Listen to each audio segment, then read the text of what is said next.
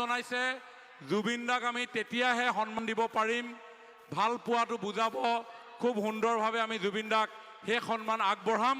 আৰু সেয়ে আমি 1 মিনিট সময় মৌনতা অৱলম্বন কৰি জুবিন দাক আমি শ্ৰদ্ধা জনাবৰ কাৰণে সকলোকে আহ্বান জনাইছোঁ। 1 মিনিট সময় জুবিন দাৰ প্ৰতি মৌনতা অৱলম্বন কৰিবৰ কাৰণে আহ্বান জনাইছোঁ। আৰম্ভ হৈছে।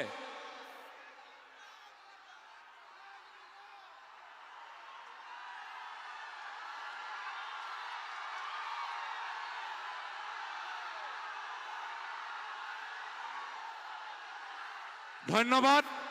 আপোনালোকে মৌনতাক শব্দলৈ ৰূপান্তৰ কৰিলে, সকলোকে ধন্যবাদ জনাই আমি জুবিনদাৰ প্ৰতি শ্ৰদ্ধাঞ্জলি জ্ঞাপন কৰিবৰ কাৰণে অনুৰোধ জনাইছোঁ।